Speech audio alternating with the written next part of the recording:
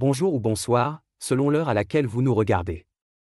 Je suis votre chroniqueur audio à l'ODJ Média, et aujourd'hui, je vous lis fidèlement un texte fort, percutant et sans concession, signé Hafid Fassifiri. Intitulé « Le prix Nobel de la guerre », cette chronique interroge les logiques diplomatiques, militaires et commerciales d'un monde en crise. Quand un cow-boy au pouvoir sans limite fait du racket, cela donne quoi en termes de diplomatie?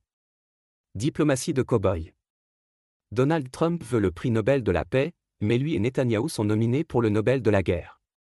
Alors, à qui la palme d'or? Le criminel de guerre génocidaire ou celui qui fournit les armes?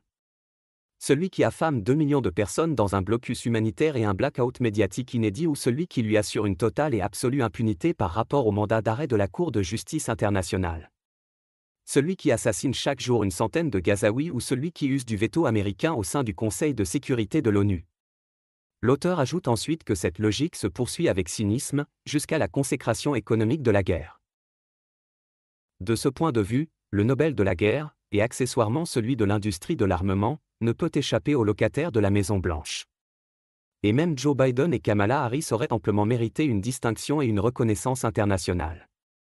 Le nerf de la guerre. Pour Trump, le business passe absolument avant tout. Aussi n'hésite-t-il pas à profiter de la guerre pour imposer à Kiev et à Zelensky une défense aérienne made in USA en échange d'un nouvel accord sur les minéraux rares.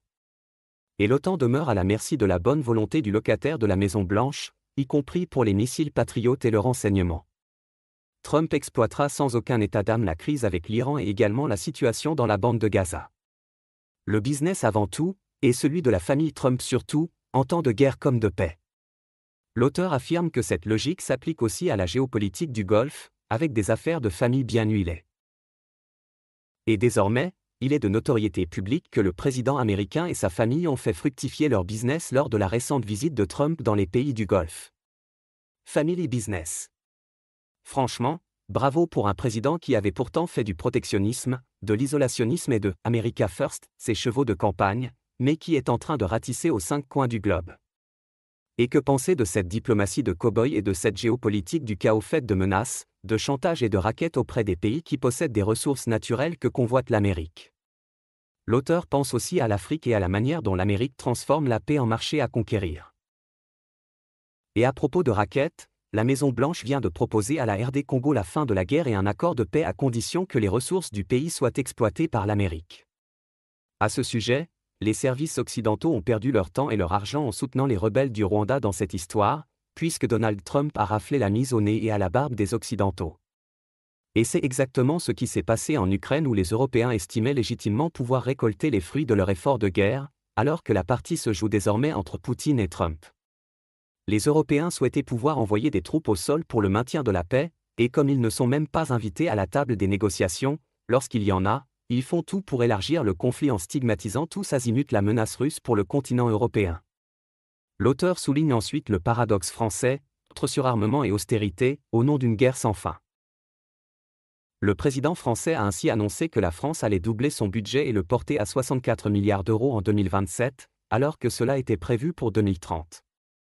Inutile de souligner que la France dispose de la dissuasion nucléaire et qu'elle a décidé il y a quelques jours d'unir cette dernière avec celle de la Grande-Bretagne. Donc franchement, on ne peut comprendre quelle menace craint la France alors que c'est elle qui cherche à étendre la guerre d'Ukraine sur le vieux continent. Souffrant d'un déficit budgétaire abyssal, Paris a ainsi privilégié l'armement au détriment de l'éducation et des prestations sociales. Et par conséquent, les Français vont payer le prix et la facture de cette escalade. Enfin, l'auteur conclut en dénonçant la machine de guerre qui piétine les droits humains pour protéger ses profits. La situation de la France est emblématique car avec une dette colossale, faire payer le plus grand nombre sans surtaxer les plus riches pourrait conduire au point de non-retour car si l'épouvantail de la menace russe peut servir d'alibi à une politique d'austérité, il n'est absolument pas sûr que l'économie de guerre pourra redresser le déficit et la dette après le départ de Macron en 2027. La diplomatie peut rester silencieuse ou impuissante, mais les affaires et le business ne s'arrêtent jamais. La diplomatie peut rester silencieuse ou impuissante, mais les affaires et le business ne s'arrêtent jamais car la machine de guerre économique se nourrit des conflits, et des croisades qui servent à conquérir de nouvelles ressources et de nouveaux marchés. Honnêtement, il n'y a pas que Benjamin Netanyahou qui est criminel de guerre, mais tous les complices qui fournissent les armes, et tous ceux qui sont coupables d'un silence face à un génocide à huis clos. Et encore pire, ceux qui signent des chèques en blanc pour Israël et pour le président américain. Pour cela, le prix Nobel de la lâcheté est absolument mérité. Pour terminer, en conclusion, le prix Nobel n'intéresse plus personne dans un monde gouverné par des cow-boys pour qui la vie des autres peuples n'a aucune valeur tant qu'il y a un business à faire fructifier sur les cadavres des victimes de cette logique infernale et funeste. Merci d'avoir suivi cette lecture fidèle de la chronique « Le prix Nobel de la guerre » de Hafid Fassifiri. Je vous laisse méditer sur ces propos sans les commenter, car mon rôle ici est de porter fidèlement la parole de son auteur. On se retrouve très vite sur l'ODJ Média pour une nouvelle chronique audio, toujours en conscience, toujours sans filtre.